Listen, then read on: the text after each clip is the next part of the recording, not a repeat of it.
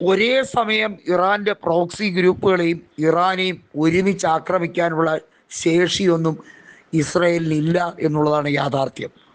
എന്നാൽ അമേരിക്ക കൊടുക്കുന്ന ഒരു പിന്തുണ, അസാമാന്യ കരുത്ത്, അതാണ് ഇസ്രയേലിൻ്റെ കൈമുതൽ എന്ന് നമുക്ക് പണ്ട് മുതലേ അറിയാം. അമേരിക്ക ഇവിടെ പിന്താങ്ങലില്ലെങ്കിൽ ഇസ്രയേലിനൊന്നും പിടിച്ചു നിൽക്കാൻ പോലും കഴിയില്ല എന്നുള്ളതാണ്.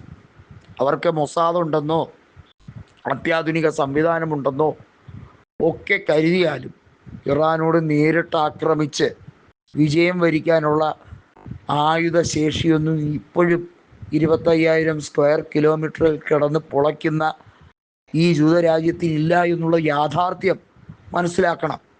ഇറാനെ സംബന്ധിച്ചിടത്തോളം അവർ കരുതിയിരിക്കുകയാണ്. അവർക്ക് തിരിച്ചടിക്കണമെന്ന ആഗ്രഹമുണ്ട്. പക്ഷേ പല ഫാക്ടേഴ്സും നോക്കണം.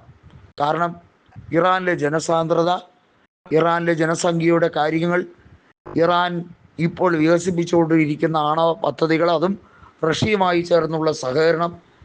റഷ്യ ഒരു യെസ് പറയാതെ, റഷ്യയുടെ ഭാഗത്തു നിന്നും ഒരു പരിപൂർണമായ പിന്തുണയില്ലാതെ ഇറാൻ കയറി അടിച്ചാൽ അതിൻ്റെ എല്ലാ ഉത്തരവാദിത്തങ്ങളും റഷ്യ ഏറ്റെടുക്കില്ല എന്ന് ഇറാൻ അറിയാം. എന്നാൽ ഇറാന് വേണ്ട ഒരു ബേസിക് സപ്പോർട്ട് റഷ്യ ഇപ്പോൾ കൊടുക്കുന്നുണ്ട്.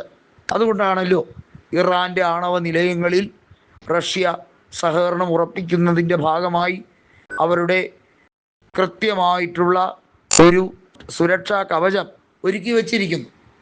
ഇനി രണ്ട് കാര്യങ്ങൾ കൂടിയുണ്ട്. റഷ്യയും ഇറാനും തമ്മിൽ പുതിയ ഉഭയകക്ഷി ചർച്ചകൾ നടക്കുന്നുണ്ട്.